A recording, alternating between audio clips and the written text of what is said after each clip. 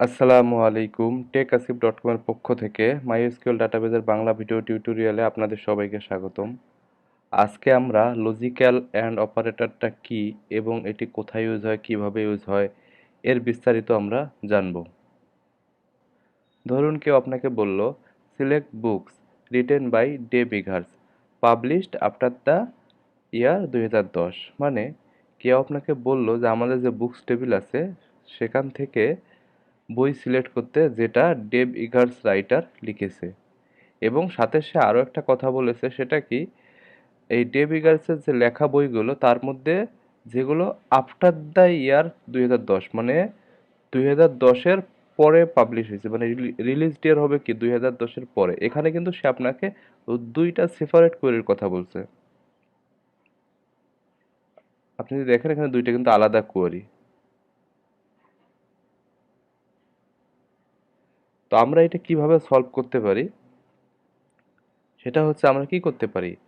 সে প্রথমেই বলছে select books written by the Biggers. তো আমরা এভাবে সিলেক্ট করতে পারি যে select all from books where author last name equal Eggers. আমরা যদি অথরের লাস্ট নেমটা ইগার্স হিসেবে ডাটাবেজে কোয়েরি করি তাহলে কিন্তু আমরা ডেভ ইগার্সের সকল বই পেয়ে যাব। কারণ আমাদের ডেভ ইগার্স নামে আমাদের বুক টেবিলে অন্য কোনো ইগার্স নেই, আমাদের শুধু ডেভ ইগার্স রাইটার আছে। তার মানে ওর লাস্ট নেম দিয়ে সার্চ করি আর ফার্স্ট নেম দিয়ে সার্চ করি, এটা কোনো সমস্যা না। তার মানে ইগার্স থাকলেও, লাস্ট নেমে থাকলেও সেই হচ্ছে কি ডেভ ইগার্স। তো আমরা এভাবে, আমরা যে আমাদেরকে প্রশ্নটা করেছে বা যে আমাদেরকে বলছে তাকে প্রথম কথাটা, তার সলিউশনটা আমরা এই কোয়েরির মাধ্যমে দিতে পারি, এটা আপনারা অলরেডি জানেন। এবং তার যে সেকেন্ড কথাটা আছে পাবলিশড আফটার দ্য ইয়ার 2010, মানে এই রাইটারের বইগুলো তো দিব, এবং 2010-এর পরে যে পাবলিশ হয়েছে তার বই তো 10 সালের আগেও থাকতে পারে। তা সেই কথাটার জন্য আমাদের কোয়েরি লিখতে হবে কি, select all from books where released year greater than 2010। আমরা less than greater than sign আমরা শিখেছি। তো আমরা যদি বলি রিলিজড ইয়ার যেখানে 2010-এর থেকে বেশি, তার মানে এইটা যদি ট্রু করে সেই রোগুলো রিটার্ন করবে।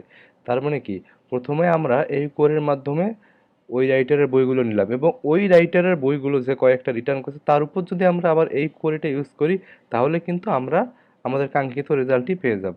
তো ওইভাবে যদি আমরা আলাদা সেপারেট কোয়েরি করি সেক্ষেত্রে দেখবেন যে আমাদের দুইটা আলাদা কোয়েরি হচ্ছে এবং ওটাতে অনেক সমস্যা আছে। আমরা যখন এসকিউএল কোড করব আমি আপনাকে দেখাবো, ওটাতে ওইভাবে আপনাকে ডাটা আনলে আপনাকে অনেক কিছু করতে হবে।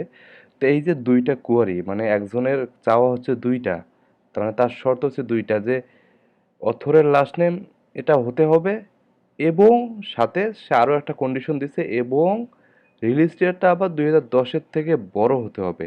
তার মানে দুইটা তার সেপারেট কথা। এই যে যখন কেউ আপনার কাছে কি করবে, একের বেশি জিনিস আবদার করবে এবং তার সবগুলো লাগবে, যে এটাও হতে হবে এটাও হতে হবে, তার মানে এইরকম কোয়েরিগুলো আপনি ইজিলি অ্যান্ড আমাদের যে লজিক্যাল অপারেটর, অ্যান্ড মানে আমরা বাংলায় কি বলি এবং, মানে আসিফ এবং জান্নাত ভার্সিটিতে যায়, মানে দুইজনে একসাথে যায়, যেমন এবং কথাটা আছে। তো এই এবংটা আসলে দুইটি একত্রিত করার জন্যই আমাদের এই লজিক্যাল অ্যান্ড অপারেটরটা ব্যবহার হয়। আমরা ইজিলি আমাদের যে ইউজারের চাওয়া, যে আমাদেরকে চেয়েছে তথ্যটা, আমরা ইজিলি অ্যান্ড অপারের মাধ্যমে তার ডাটাটা দিতে পারি। সেটা হচ্ছে কিভাবে, এইভাবে আমরা ডাটাবেজে কোয়েরি করতে পারি select all from books where author last name Eggers and release year greater than 2010। এটাই হচ্ছে অ্যান্ড লজিক্যাল অপারেটর ব্যবহার, মানে আপনাকে আপনার চাওয়ার মধ্যে সে অ্যাড করে দেবে, মানে এর লেফটে যা থাকবে। দেখেন আমরা যে দুইটা করি, দুইটার একটা জিনিস সেম। দেখেন, হয় সিলেক্ট অল ফরম বুকস হোয়ার, এখানেও সিলেক্ট অল ফরম বুকস, এই দুইটা জিনিস কিন্তু সেম। এখানেও কিন্তু এটা same, select all from books where, হোয়ারটা কিন্তু আছে। তারপর অথর চাওয়া, মানে তারপরে আমাদের যে আমাদের কাছে কোয়েরি করে ডাটাবেস থেকে ডাটা চেয়েছে তার চাওয়া অনুযায়ী আমরা, সে যেহেতু দুইটা চাচ্ছে আমরা অ্যান্ড করে, তার দুইটাই লাগবে, আমরা অ্যান্ড করে ওই দুইটাকে কম্বাইন করে ডাটাবেসকে কোয়েরি করে ডাটাটা নিয়ে আসতে পারি। সেটা হচ্ছে author last name equal Eggers and release year greater than 2010। আমরা যদি এইভাবে লিখি অ্যান্ড অপারেটরের মাধ্যমে, তখন কি করে ডাটাবেস যখন দেখে যে অথরের লাস্ট টাইম ইগার্স আছে, ঠিক আছে, এবং সে আবার এটা দেখার পর আবার এখানে আসে দেখে ওই অথরের যে লাস্ট নেম ইগার্স, তার জন্য যে 5টা বা 7টা বা 3টা বই রিটার্ন করলো, সেগুলোর উপর সে আবার দেখে যে রিলিজড ইয়ার কি 2010-এর থেকে উপরে তার কোনো বই আছে। হ্যাঁ আছে, যেগুলো আছে সে সেগুলো এই যে এই দুইটার মাধ্যমে সে একসাথে করে যে রেজাল্টটুকু থাকে বাকি, সে শুধু সেইগুলো আমাদেরকে দেখাবে। তো এটাই হচ্ছে লজিক্যাল অ্যান্ডের ব্যবহার। চলুন আমরা প্র্যাকটিক্যালি এখন দেখব এবং সাথে আরও কিছু জানার চেষ্টা করব। তো আমরা যদি প্রথমেই select title, author, L name, released year, from, books, এই ডাটাটা আমরা দেখি আমাদের টেবিল থেকে। দেখুন, ঠিক আছে, সব ডাটা আমাদের দেখাচ্ছে। তো আমাদের ছিল কি, আমাদের কথা ছিল দুইটা, হোয়ার অথর এল নেম কি, author L name equal Eggers. আমরা জানি ডেভ ইগার্স নামে একজনই আছে, মানে ডেভ অন্য কোনো ইগার্স নাই, শুধু ডেভ ইগার্স আছে, তার মানে লাস্ট নাম দিয়ে সার্চ দিলেও আমাদের কোনো অসুবিধা নেই। হোয়ার অথর এল নেম ইকুয়াল কি ইগার্স। তো আমরা এটা যদি রান করি, তো আমরা এই যে অথরের যে লাস্ট নেম আছে ইগার্স, তার 3টা বই আমরা পেলাম, কিন্তু তার রিলিজ ইয়ার কি, তার বিভিন্ন সালে বই রিলিজ হয়েছে, 2012 সালে আছে, 2013 সালে আছে, 2001 সালে আছে। আমরা চাচ্ছি কি, আমরা চাচ্ছি মানে আমাদের ইউজার চাচ্ছে সে দেখবে কি 2010 সালের উপরে তার কোন বই আছে সেটা। তা আমি বলেছিলাম যে আপনারা আরেকটা কোয়েরি করতে পারেন, এটা হচ্ছে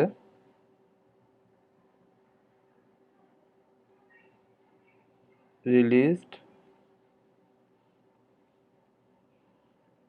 ইয়ার ইকুয়াল 2010। এভাবে আসলে হবে না, কিন্তু তবু আমি দেখাই, তো আপনার চিন্তা তো ভাবে নিলাম, তারপর এভাবে রিলিজড ইয়ার গ্রেটার দেন 2010। তো এখন যদি আমরা রান করি, দেখেন এখন কিন্তু সে আমাদের পুরো ডাটাবেজের 2010 সালের যে মানে পরে যে বইগুলো রিলিজ হয়েছে সেগুলো শো করছে, 2016, 12, 13, 14, এখানে ইগারেরও বই আছে এবং অন্য কারোরও বই আছে। তো আমাদের উদ্দেশ্য ছিল কি, যে ডেভ যে ইগার্স আছে তারই 2010 সালের থেকে পরে রিলিজ হওয়া বইগুলো আমরা দেখতে চাইছিলাম। তো আপনারা যদি এটা এইভাবে করতে চান, এরকম দুইটা আলাদা কোয়েরির মাধ্যমে, একটা আমি এর আগে কোয়েরি লিখেছিলাম, সেক্ষেত্রে আপনাদের কি করতে হবে, প্রথম যে আমাদের কোয়েরিটা আছে, অর্থাৎ এই যে এইটা কোয়েরি করে যে রেজাল্টটা পাবেন সেই রেজাল্টটা দিয়ে আপনাদেরকে আলাদা একটা টেবিল করতে হবে। করার পরে আপনাকে ওই টেবিলের উপর এই কোয়েরিটা রান করতে হবে, তাহলে কিন্তু আপনি ইজিলি পাবেন। তার কারণ সেই টেবিলে শুধু এই রেজাল্ট পাওয়ার ভ্যালুগুলোই থাকবে। তার মানে তখন আমরা যখন ওই টেবিলে এই কোয়েরিটা রান করব, তার মানে কি ওই স্পেসিফিক এই কয়েকটা ভ্যালুর উপরে আমরা কি রেজাল্ট পাবো।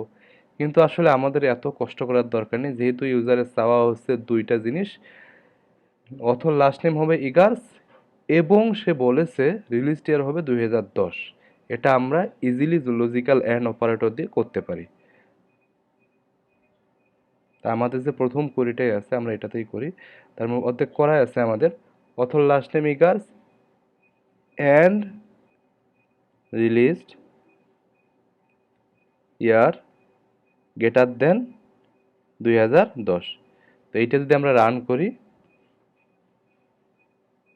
দেখুন এই যে ডেভ ইগার্স আছে তার কি রিলিজ ডেট 2012-র একটা বই আছে, 2013-র আছে, এটা কিন্তু 10 সালের উপরে। এই দুইটা বইয়ে সে আমাদেরকে রিটার্ন করেছে। তো এটাই হচ্ছে লজিক্যাল অ্যান্ড। আপনি এভাবে আরও একাধিক এখানে অ্যান্ড অপারেটরের মাধ্যমে তার যদি আরও চাওয়া থাকে এখানে আবার একটা অ্যান্ড দিয়ে আবার কিছু একটা দিতে পারবেন, এটাও আমরা দেখবো, অসুবিধা নেই।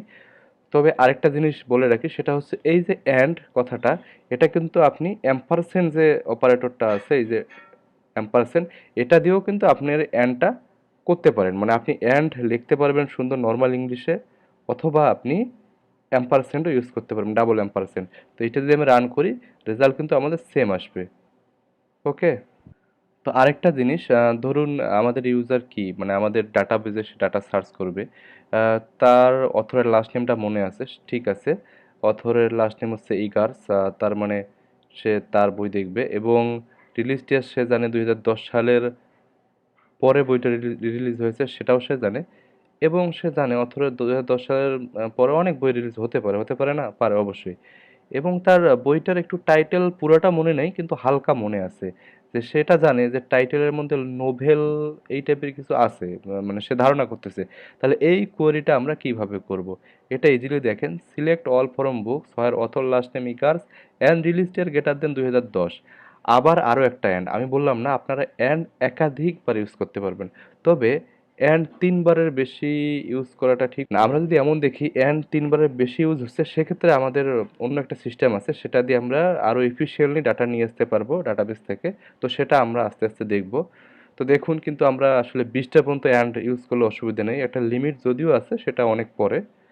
তো কি হচ্ছে আবার অ্যান্ড দিয়ে টাইটেল লাইক লাইক তো আমরা জানি নোভেল মানে পার্সেন্টেজ মানে সামনে যে কোনো কিছু হতে পারে নোভেল থাকতে হবে তারপরও যে কোনো কিছু থাকতে পারে কোনো অসুবিধা নেই।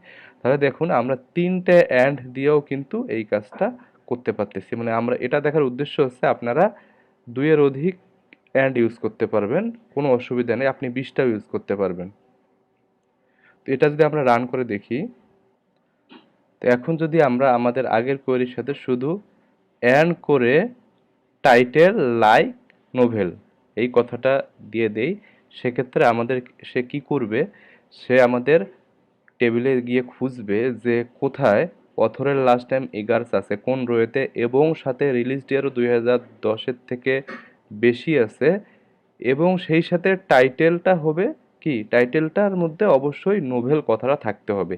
এই তিনটা যে রোটার মধ্যে সে দেখবে যে মিসিং আছে সেই রোটা বা সেই রোগুলো আমাদেরকে সে দিয়ে দেবে। তো এটা যদি আমরা এখন রান করি দেখুন আমাদের একটা বইয়ে আছে আমাদের সব তিনটা কন্ডিশনেই ম্যাচ করতেছে সেটা হচ্ছে সেখানে রিলিজ ইয়ার আছে 2012 মানে হচ্ছে কি 2010-এর থেকে বেশি অথরের লাস্ট নেম আছে কি ইগার্স এবং কি টাইটেল আছে কি a hologram for the king a novel মানে নোভেল কথাটা সেখানে আছে।